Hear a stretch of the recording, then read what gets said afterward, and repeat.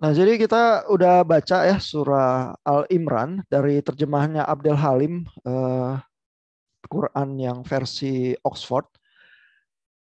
Ada bagian yang cukup interesting ya yang ingin saya tunjukkan. Misalnya tentang eh, istilah Islam itu sendiri ya yang muncul. Ini di halaman 35 ya. Ini coba saya share screen.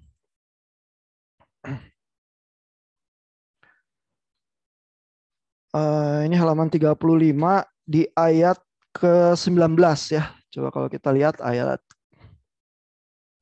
ke-19 ada di bawah sini.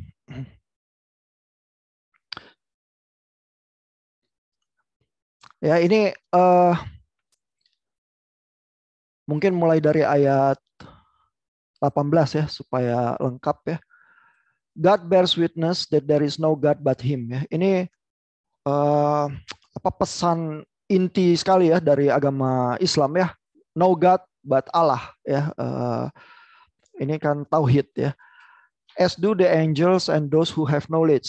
He upholds justice ya, bahwa Allah itu mengedepankan keadilan ya. There is no God but him ya. Kembali ya. Tauhid itu ya.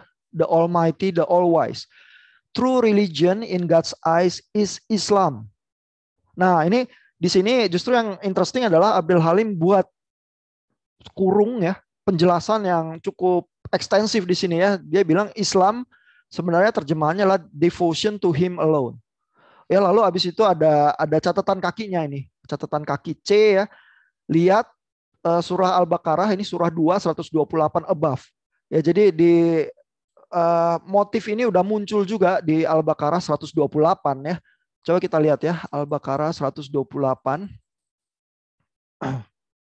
Bentar ya, saya coba cari dulu bagiannya.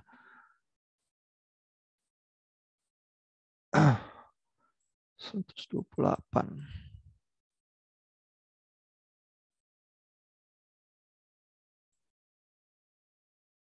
Nah, ini.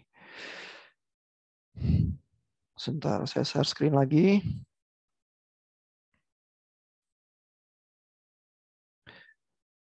Nah, ini ya. Jadi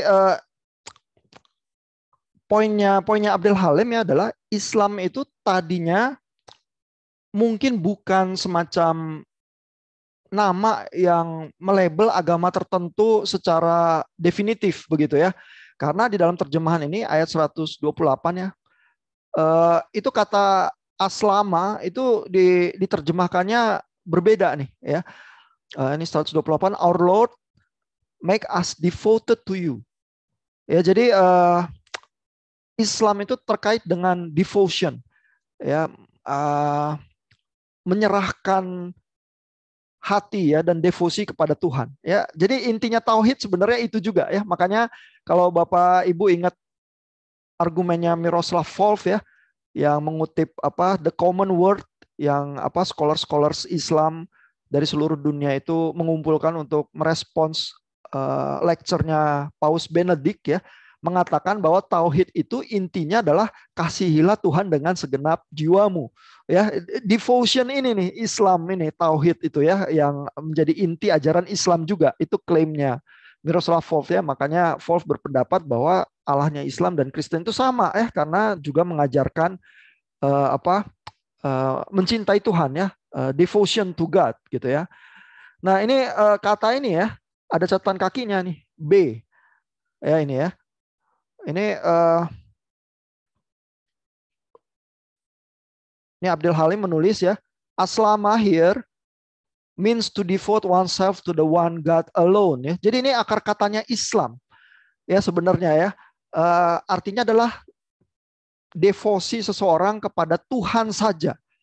Ya, jadi mirip seperti jawaban Yesus ketika ditanya apa yang terpenting yang harus dilakukan supaya bisa beroleh hidup yang kekal. Jawabannya Yesus adalah kasihlah Tuhan dengan segenap jiwamu, dengan segenap hatimu, dengan segenap akal budimu.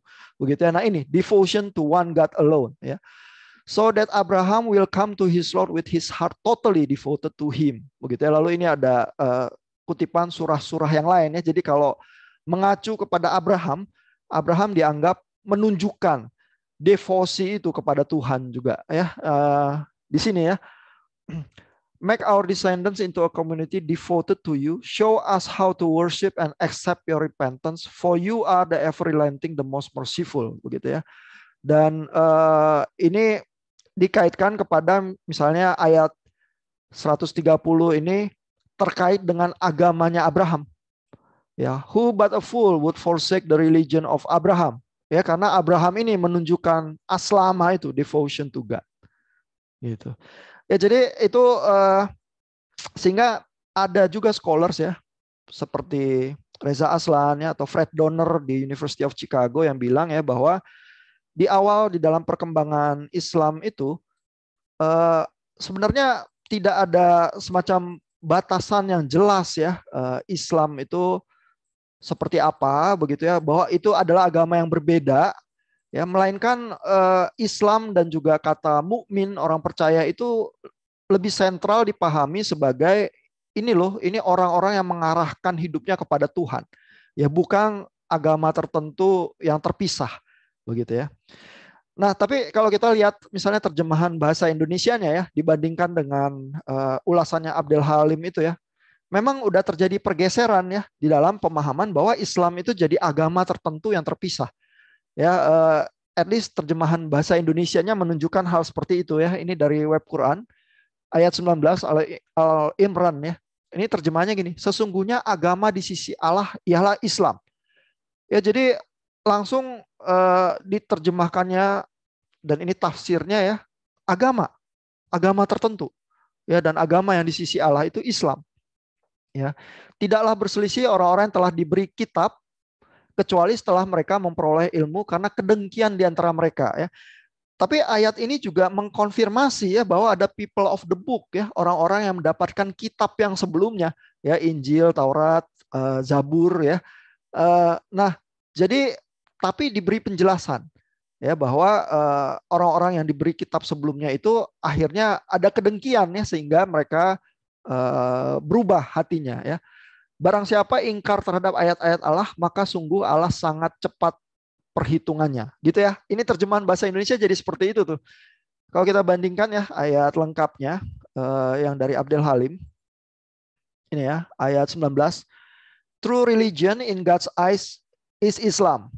Ya, tapi Abdel Halim tadi memberi kurung devotion to him alone sebenarnya Islam itu ya. Those who were given the scripture disagreed out of rivalry. Itu ya, yang ada kedengkian orang yang diberikan kitab sebelumnya ya. Only after they had been given knowledge. If anyone denies God's revelations, God is swift to take account. Ya, ini perhitungan Tuhan jadi cepat begitu ya. Nah, kalau kita lihat misalnya tafsirnya yang di bahasa Indonesia ya, ini kalau kita lihat tafsirnya, ada penjelasan yang sedikit lebih panjang ya, yang mungkin agak cocok dengan Abdel Halim ya. Tapi di terjemahannya memang Abdel Halim tadi memberikan keterangan yang lebih panjang, menyajikan bahwa di belakang kata Islam itu sebenarnya mengacu kepada devosi yang sesungguhnya kepada Tuhan begitu ya. Nah, ini tafsir Kemenak nih ya. Agama yang diakui Allah hanyalah agama Islam, agama tauhid. Ya, jadi pas ke bahasa Indonesia jadi strictly ini soal agama ya, agama yang diakui Allah hanyalah Islam, yaitu agama tauhid. Agama yang mengesahkan Allah, itu penjelasannya dari Kemenak ya.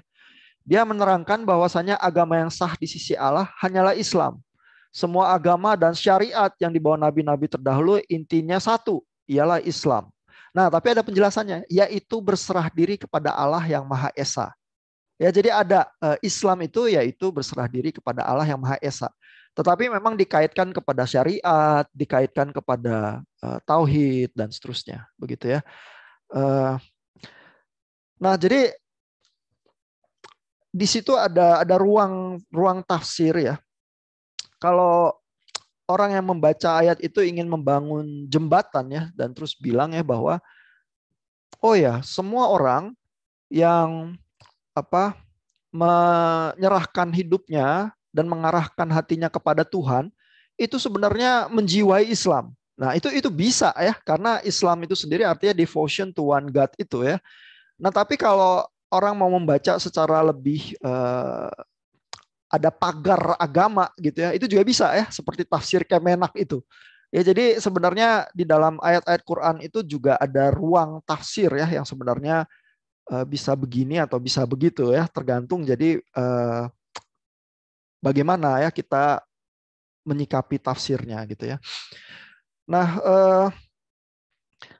mungkin Bapak Ibu ya, secara karena juga dari tradisi Kristiani ya membaca Quran, selama kelas kita juga mungkin ada pertanyaan ya.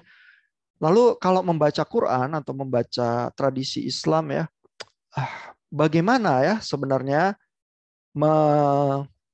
mendekati bacaan itu dan mengambil manfaat untuk kehidupan kerohanian kita? Ya, itu mungkin pertanyaan yang apa ditanyakan terus menerus sambil baca gitu ya. Terus berusaha memahami ya bacaan-bacaan itu ya. Saya rasa ya salah satunya ya adalah kalau Bapak Ibu melihat ya bagaimana di dalam setiap tradisi agama itu kadang terjadi konflik ya, baik dengan tradisi yang sebelumnya maupun dengan tradisi yang kontemporer sejamannya, dan pembaca-pembaca kitab maupun penulis kitab ya itu berusaha menavigasi konflik-konflik itu ya dan mengulurkan perdamaian ya. Dan kalau Bapak Ibu baca Alkitab juga ya, ada orang yang bacanya dengan sangat keras ya dan bilang ya udah Yahudi memang jahat dan memang salah dan memang legalistik begitu ya. Misalnya baca surat-surat Paulus ya dengan judgement yang semacam itu begitu ya. Itu banyak ya orang yang dengan sangat mudah melakukan judgement yang semacam itu ya. Tapi ada orang-orang yang lebih hati-hati ya, yang menyadari bahwa Paulus ini orang Yahudi juga ya, bahkan Paulus Farisi ya. Bagaimana mungkin ya dia memang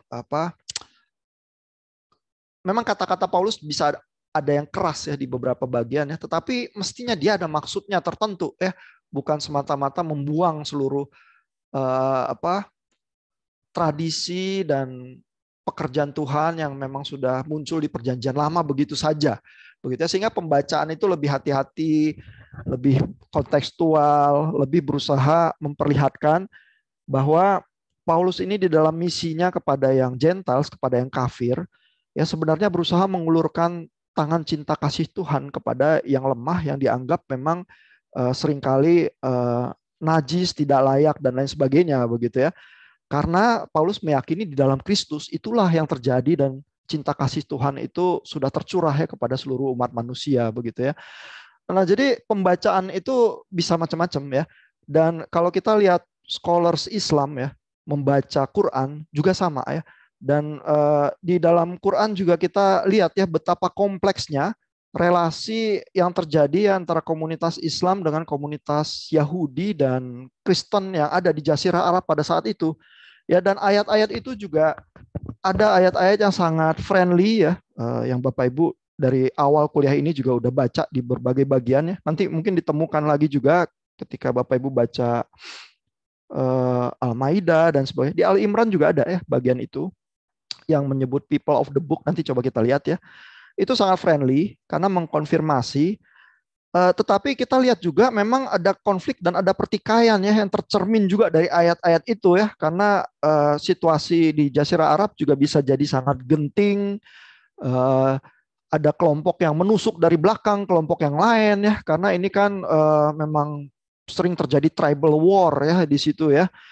Dan Bapak Ibu yang mencermati berita-berita peperangan sekarang di Rusia dan Ukraina ya, tahu ya bahwa situasi perang itu genting banget. Kadang nggak bisa berunding ya. Sambil berunding tetap dibom ya Ukraina sama Rusia ya, karena masing-masing pihak mungkin punya kepentingan tersendiri ya yang mereka lihat dari interpretasinya mereka, ya memang seharusnya itu yang dilakukan begitu ya. Sehingga situasi semacam itu akan terus-menerus eskalasi ya. Jadi di dalam situasi yang sulit itu, kalau ada orang yang mengulurkan perdamaian ya, itu sesuatu yang incredible, yang sangat amazing, yang luar biasa sebenarnya. Dan kalau Bapak Ibu lihat ayat-ayat itu di Quran ya, dan lihat scholars Islam itu melakukan tafsir yang semacam itu ya, itu amazingly itu ya. Dan kita bisa melihat kadang-kadang cinta kasih Tuhan itu terbitnya justru bukan dari kelompok Kristen ya. Kelompok Kristen juga suka berantem ya masalahnya ya. Dan mungkin terlampau suka berantem gitu ya. Karena di kalangan sendiri aja berantem ya. Bagaimana bisa mengulurkan perdamaian kepada kelompok yang lain ya. Orang sesama orang Kristen aja pukul-pukulan gitu ya.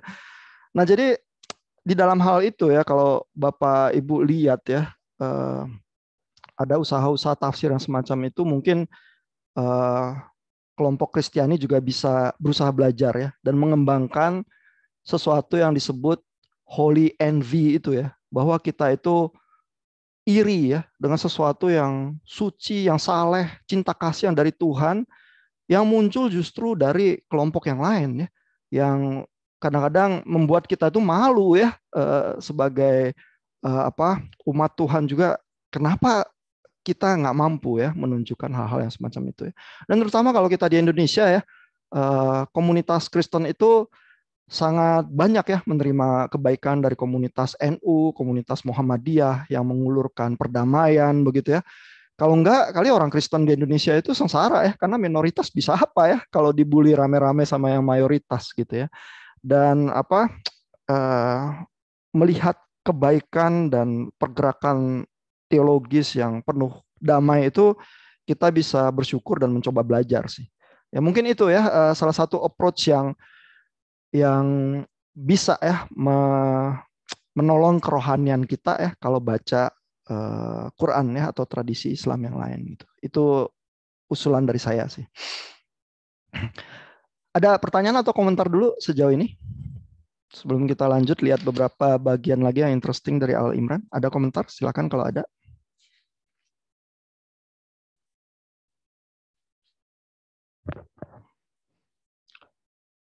Belum ada?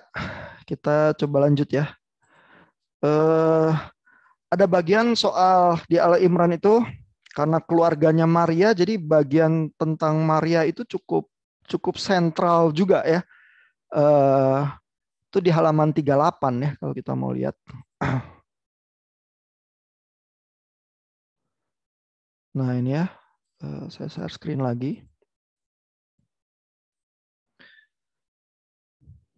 Nah ini mulai ayat 46. Ya ini ayatnya terkenal juga ya, karena ada kun fayakun ini ya, be and it is ya. Allah berfirman maka terjadilah ya begitu. Ini kan sebenarnya konsep ex nihilo juga ya. Tuhan tuh menciptakan dengan firman-Nya begitu ya. Nah, tapi ini terkaitnya itu dengan kisah Maria.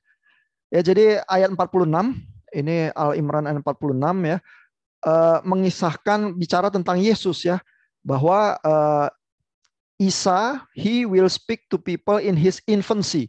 Ya, akan bicara di dalam kondisi masih bayi ya. Ini ada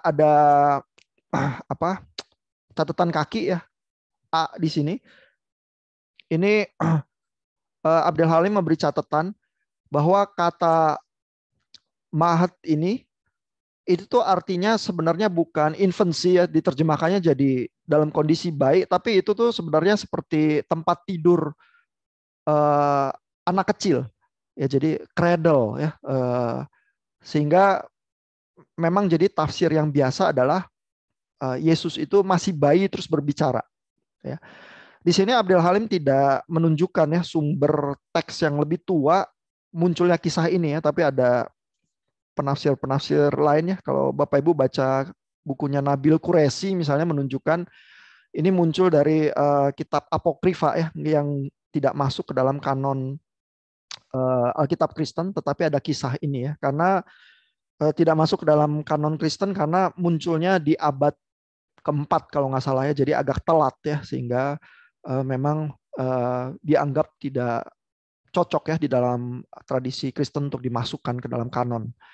Nah, tapi ini kisahnya adalah tentang Yesus yang berbicara di dalam kondisi bayi, and in his adulthood, He will be one of the righteous. Ya, jadi Isa akan menjadi satu orang benar ya. Lalu Maria bertanya ya, she said, "My Lord, how can I have a son when no man has touched me?" Begitu ya. Jadi pertanyaan Maria adalah bagaimana mungkin ya mempunyai anak padahal belum pernah disentuh laki-laki begitu ya. Lalu the angel said, "This is how God creates what He will. When He has ordained something, He only says be and it is ya. Kun fayakun." Ya, ini kalau kita lihat terjemahan bahasa Indonesianya ya. Ayat 46 ya.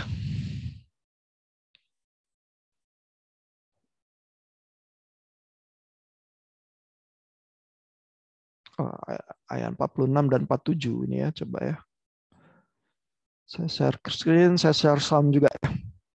Ini kun fayakunnya itu ada di ayat 47 sih ya. Jadi Maryam berkata, "Ya Tuhanku, bagaimana mungkin aku mempunyai anak padahal tidak ada seorang laki-laki pun yang menyentuhku."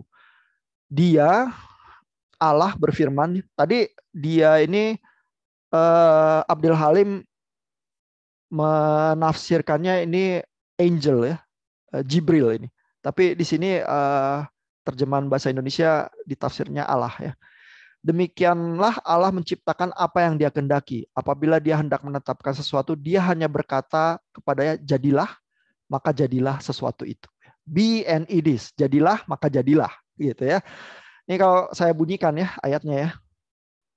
قالت رب أنى يكون لي ولد ولم يمسسني بشر قال كذلك الله يخلق ما يشاء إذا قضى أمرا فإنما يقول له كن فيكون. Nah, yang terakhirnya kun fayakun ya, itu be and it is ya. Jadilah maka jadilah. Nah, jadi kisahnya Maria yang melahirkan Yesus secara perawan ya, itu ada juga di Quran ya. Bentuknya seperti ini ya. Dialognya itu masih dijelaskan begitu ya, walaupun ceritanya tidak full ya seperti di kitab Lukas gitu misalnya ya. Nah, tetapi pemaknaannya ya adalah ini juga ada kisah dari kitab Apokrifa juga ya, waktu Yesus membuat burung hidup dari tanah liat ya, itu di ayat 49 ya. Ini ya di ayat 49, maka ia menjadi seekor burung dengan izin Allah ya. Jadi dari tanah dibentuk jadi burung, lalu dengan izin Allah jadi seekor burung betulan ya. Ada kisah seperti itu ya yang nggak ada di Alkitab begitu ya, karena munculnya dari kitab Apokrifa. Nah,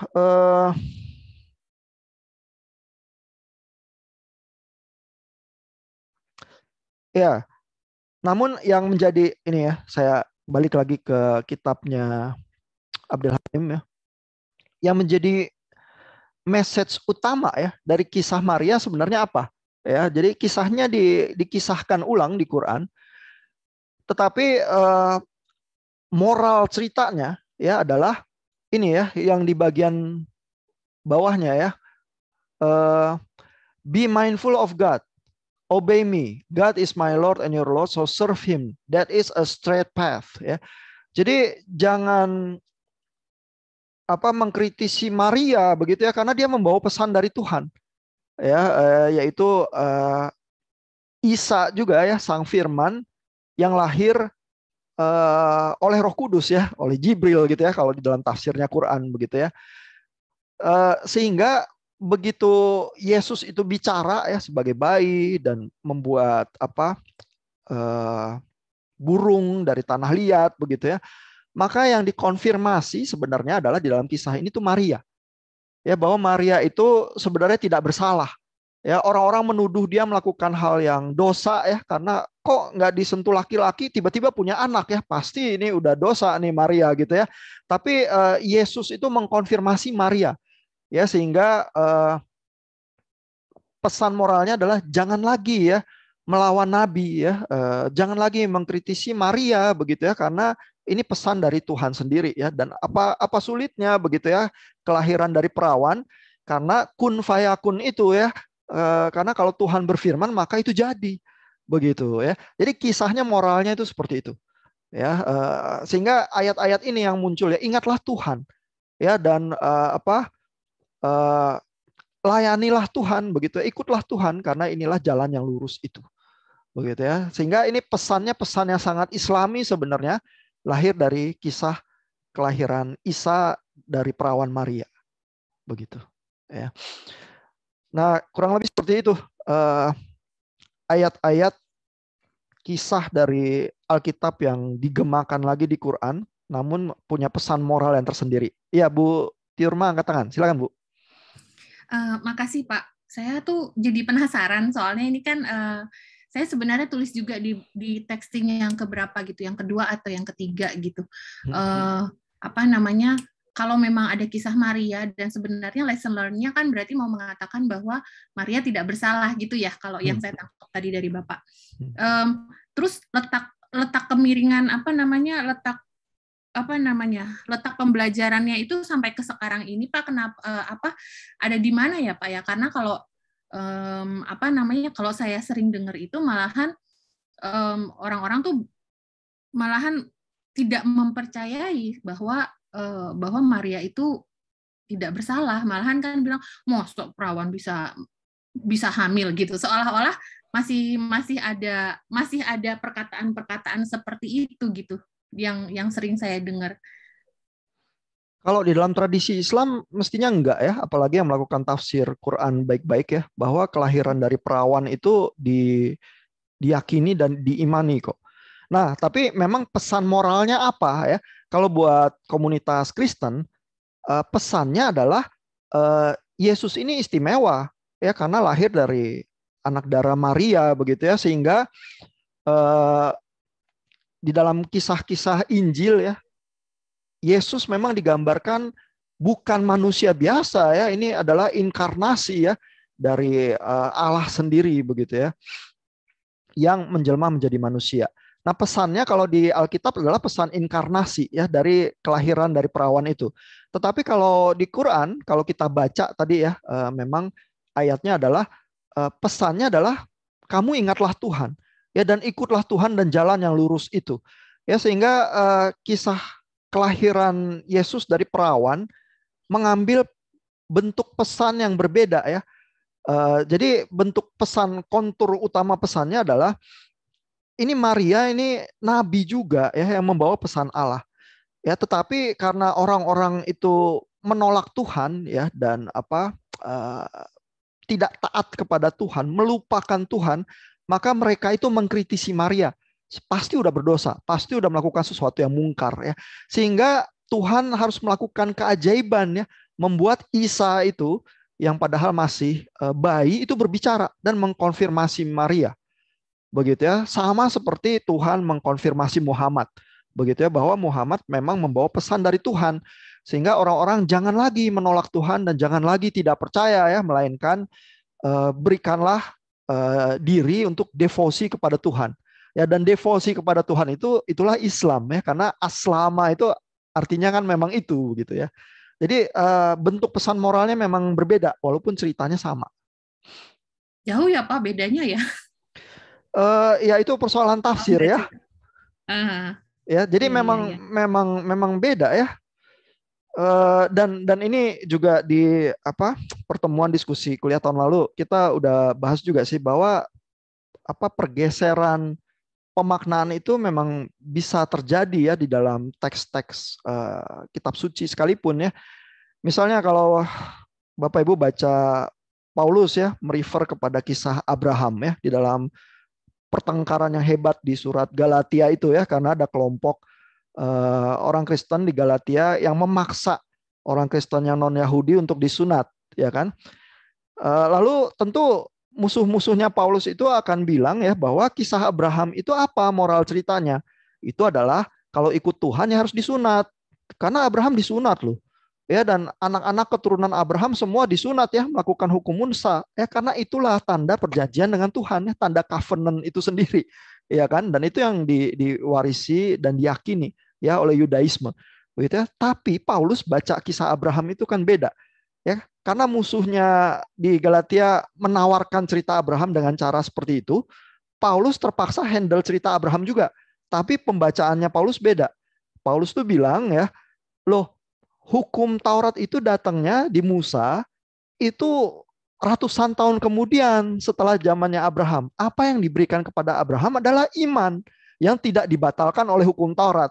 Ya, sehingga mengikut Yesus yang penting adalah iman itu, bukan sunat. Gitu ya. Jadi bacaannya Paulus itu sangat berbeda ya. Mirip komentarnya Bu Tiurma ya. Loh, kok kisahnya sama-sama Abraham? Ini tapi Paulus bacanya beda banget ya sama at least sama musuh-musuhnya di Galatia itu ya, yang memaksa orang Gentiles itu untuk disunat gitu ya. Tapi sama-sama kisah Abraham nih. Ya, sehingga persoalan tafsir agama itu memang selalu seperti itu sih. Dan even di dalam kitab suci kita juga baca ya pergeseran-pergeseran itu gitu. Makasih Pak. Following satu pertanyaan lagi boleh Pak? Boleh Bu. Saya pengen nanya Pak, kalau misalnya disebut sebagai Maria itu sebagai nabi ya gitu ya. Pesan yang dia bawa tuh apa ya Pak ya? Maksudnya sebagai nabi, apa membawa firman di dalam perutnya yang kemudian berbicara sebagai apa? Yang kemudian Nabi Isa ketika di dalam perutnya itu, atau ada lagi nggak Pak yang lain? Ya, jadi pesan utamanya seperti yang kita baca itu tadi ya di bagian bawah itu ayat berikutnya di Al-Imran itu ya, bahwa ingatlah Tuhan ya dan ikutlah Tuhan karena itulah jalan yang lurus itu ya, devosi kepada Tuhan ya, aslama itu ya, itu pesannya ya.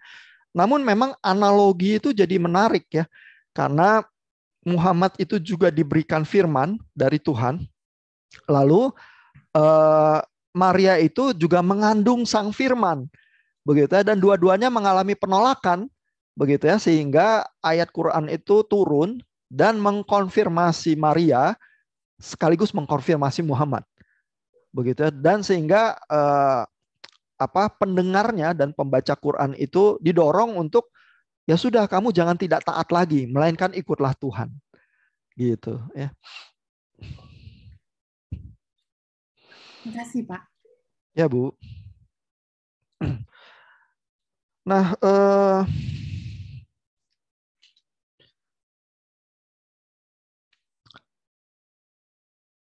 ya ini kita juga lihat ya, ada ayat-ayat yang cukup bersahabat itu ya, yang tentang people of the book ya, di halaman 39 ya. Jadi ini juga waktu membaca Al-Baqarah kemarin, beberapa Bapak Ibu udah memberikan komentar juga ya, bahwa nuansa mengkonfirmasi kitab-kitab yang sebelumnya itu muncul ya, bertebaran di banyak bagian di surah-surah Quran begitu ya. Misalnya di Al-Imran 65 ini ya. People of the book, why do you argue about Abraham when the Torah and Gospels were not revealed until after his time? Do you not understand ya? Jadi ini sebenarnya people of the book ini kata yang cukup friendly ya, karena dengan demikian mengakui ya bahwa kelompok Yahudi dan Kristen itu juga tradisi dari umat yang berkitab, begitu ya. Nah, tapi juga sekaligus ada kritik ya di sini ya. Kenapa kamu itu berantem begitu ya soal Taurat dan Gospel ya? Karena ini were not revealed until after his time ya. Jadi ini diwahyukannya setelah zamannya Abraham ya. Do you not understand? You argue about some things of which you have some knowledge, but why do you argue about things of which you know nothing? God knows and you do not ya. Jadi ini juga argumen utamanya Quran ya, bahwa ini orang Kristen dan Yahudi bertengkar tentang hal-hal yang kalian nggak pahami. Ya, tapi Quran ini dari Tuhan ya, dan Tuhan tahu ya apa yang sebenarnya begitu ya. Lalu di sini ada ayat yang interesting sekali nih ya, Al-Imran 67. Abraham was neither a Jew nor a Christian. He was upright ya, ini kata yang dipakai Abdul Halim ya, and devoted to God, never an idolater. Ya, ini kata ini ya, upright ini sebenarnya adalah kata yang dipakai itu hanif ya, sehingga di sini juga ya Reza Aslan misalnya menafsirkan ya, jadi ayat ini tuh sebenarnya mau diargue apa ya, oh ya orang Kristen sama Yahudi banyak bertengkar ya, tapi kita coba kembali ke Abraham Abraham itu, jadi Abraham bukan mewakili agama-agama tertentu, melainkan Abraham itu adalah sosok proto-Islam, ya, yang paling awal dari Islam sebenarnya, bukan Yahudi, bukan Kristen begitu ya. Kalau orang Kristen baca bagian ini tuh langsung bingung ya, bukannya Abraham jelas Yahudi gitu ya, kok didinai di sini begitu ya. Dan apa, secara historical jadi seperti apa ya. Nah, tetapi di sini ayat ini sebenarnya muatannya tuh teologis ya. Seolah-olah ayat ini tuh bilang jangan berpikir ya Abraham itu afiliasinya Yahudi atau Kristen. Abraham itu sebenarnya adalah orang yang upright ya. Ini di sini righteous ya, orang yang benar yang mengabdi kepada Tuhan ya, bukan menyembah berhala ya, never an idolater begitu ya. Nah, coba kita lihat bahasa Indonesianya ya untuk kita bandingkan ya. Itu tadi ayat 65 ya, kita coba lihat. Karena itu ayat yang sangat interesting ya sebenarnya ya. Ini ya, coba saya share screen lagi.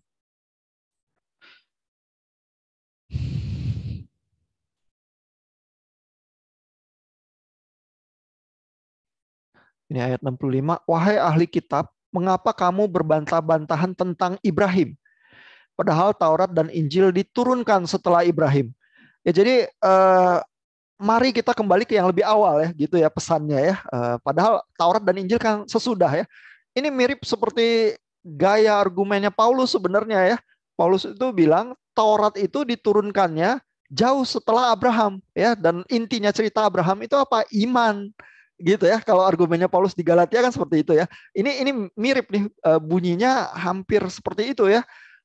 Kok kamu berbantah-bantahan padahal Taurat dan Injil itu munculnya kemudian setelah Abraham ya. Apa kamu tidak mengerti gitu ya ayat Qur'annya ya.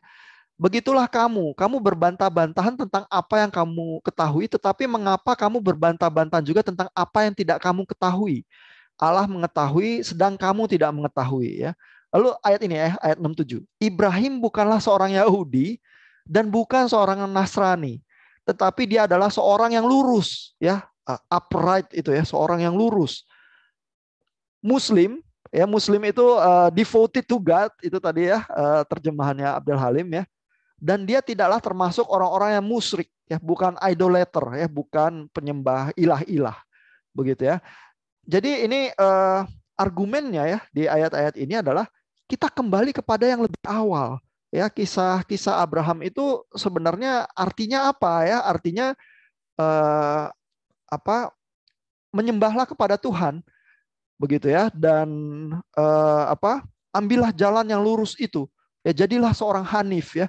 Jadi ini bukan persoalan kita pilih agama yang mana begitu ya, melainkan Abraham ini beriman kepada Tuhan dan menyerahkan apa hidupnya kepada Tuhan ya, sebagai seorang yang devoted to God alone begitu. Ya, jadi itu mirip sekali sama argumennya Paulus ya. Nah, tapi tentu orang-orang Kristen kalau baca Paulus di situ akan berpikir Paulus itu Kristen ya, dan melakukan argumen Kristiani.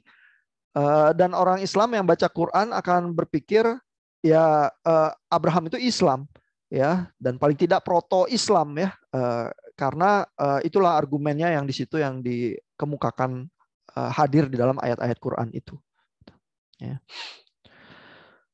Ya, mungkin ada pertanyaan sampai di situ dulu lagi. Kita udah lihat beberapa bagian yang interesting dari Al Imran ya.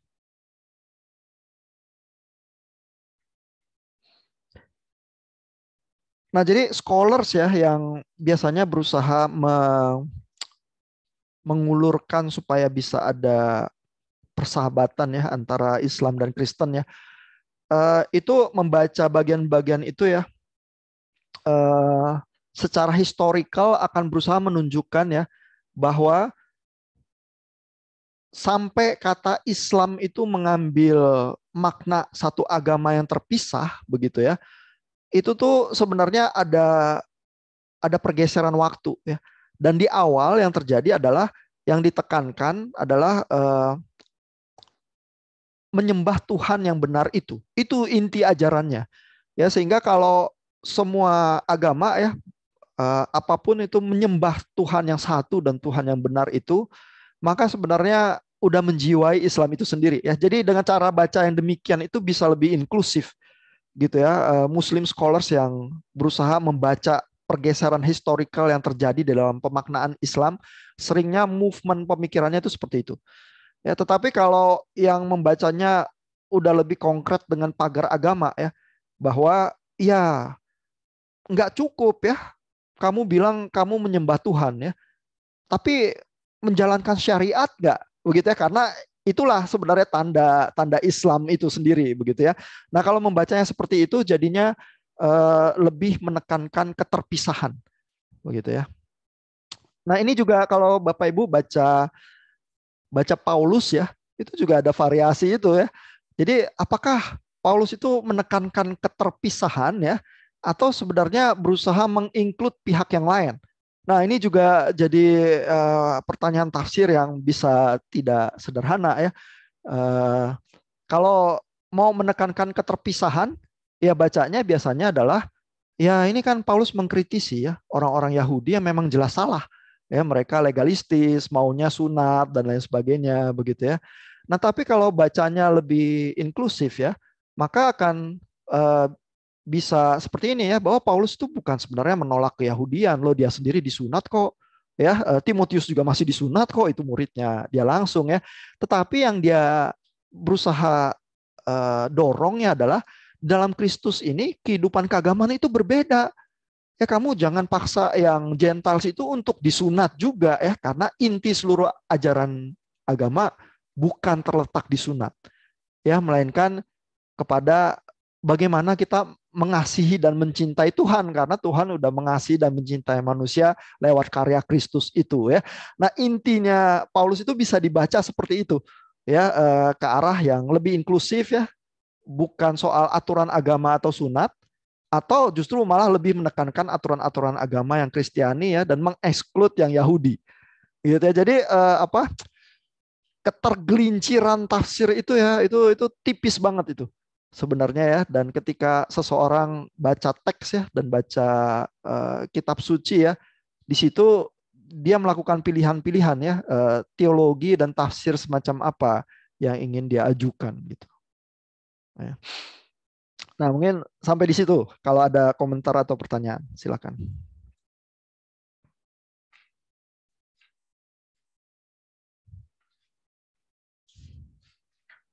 Ada pertanyaan? Masih oke ya? Wah, ini udah 1 jam juga nih. Ya, saya ingin mungkin nunjukin satu ayat lagi ya, di halaman 42 dan 43 ya. Itu juga menunjukkan betapa kompleksnya persoalan tafsir itu tadi lagi ya. Jadi even di satu kitab yang sama ya, kita melihat berbagai motif ya, yang kadang-kadang lebih friendly, kadang-kadang lebih lebih decisif begitu ya, membuat perbedaan, tetapi juga tergantung cara tafsir dan cara bacanya ya. Ini di ayat di halaman 42 ya, mulai dari ini halaman 42 agak di bawah ya. Ayat 113 mungkin ya. Nah, ini ya. Nah, jadi ini bicara tentang people of the book ya. Ini masih bicara tentang people of the book ya. Tetapi ayat 113 itu bilang ya, but they are not all alike ya. Jadi people of the book itu nggak satu jenis ya. Ada macam-macam ya. There are some among the people of the book, katanya di ayat 113, who are upright. Ya, ini pakai kata yang sama nih ya, seperti menjelaskan Abraham ya. Hanif ya.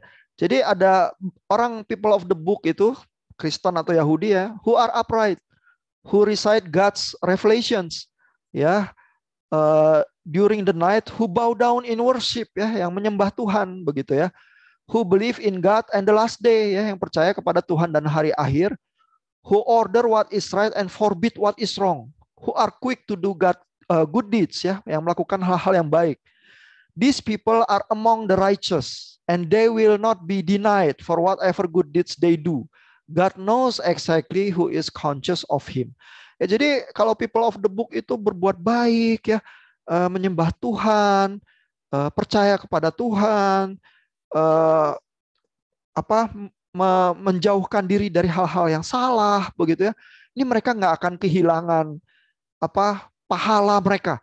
Ya, karena Tuhan itu adil, ya, dan Tuhan tahu, ya, siapa yang menyembah Dia yang sebenarnya dan siapa yang tidak, ya. Ini ayat yang sangat mengkonfirmasi, ya, dan bahwa di antara people of the book tidak semua sama, ya. Ada yang baik, begitu ya. Tetapi tentu ada yang bertengkar dan lain sebagainya, terus menolak pesan Tuhan, begitu ya. Jadi di sini kita lihat ada mix message itu, ya, dan kita lihat juga betapa kompleksnya relasi, ya, yang terjadi di Jazirah Arab antara komunitas Islam dan komunitas-komunitas yang lain, ya. Ada konfirmasi tapi juga ada kritik, ya. Sehingga pembacaannya itu selalu nggak sederhana, ya. Pembacaannya selalu kita dihadapkan pada pilihan, ya. Situasinya kompleks, kita mau fokus menekankan kritik, menekankan polemik, ya, atau kita mau fokus menekankan tautan-tautan, ya, menekankan hal-hal yang bisa membuat relasi itu lebih peaceful, ya, menekankan kebaikan-kebaikan juga yang muncul dari pihak yang lain, ya. Dan di Quran kita lihat ada motif-motif semacam itu juga, begitu ya. Sehingga ini kitab yang sebenarnya sangat berpotensi, ya, menyajikan visi, ya, bagaimana hidup berdampingan yang baik untuk di Indonesia. Ya, jadi sebenarnya kalau kita baca Quran baik-baik bisa juga, ya, apalagi juga ada komunitas Islam yang menghidupi visi itu, ya, yang berusaha menjalin persahabatan dengan kelompok Kristen dan agama yang lain di Indonesia dan memberikan ruang hidup, ya, untuk masing-masing umat beragama itu menyembah Tuhannya, ya, dengan sepenuh hati dan dengan keamanan, begitu ya. Nah, sehingga hal-hal yang effort teologis dan tafsir yang semacam itu selalu membuat kekaguman sih di dalam diri saya, ya. Kok bisa, ya, ada orang yang berusaha keras, ya, berteologi itu yang sedemikian baik, ya. Sementara ada orang yang lain yang memanfaatkan teologi itu kan untuk menusuk pihak yang lain, begitu ya. Nah, jadi kita tuh lihat, ya, berbagai flavor, ya, bagaimana berteologi sebenarnya di dalam pembacaan kitab suci kita. Ya, saya rasa sampai di sini, ya, pembacaan Al-Imran. Nanti untuk minggu depan Bapak Ibu akan baca kitab yang berikutnya, kitab An-Nisa, ya, itu artinya wanita, ya, surah 4. Itu banyak area yang interesting yang terkait dengan isu-isu wanita, ya. Mungkin pembacaan Bapak Ibu bisa jadi sangat menarik sih. Ada pertanyaan atau komentar terakhir mungkin?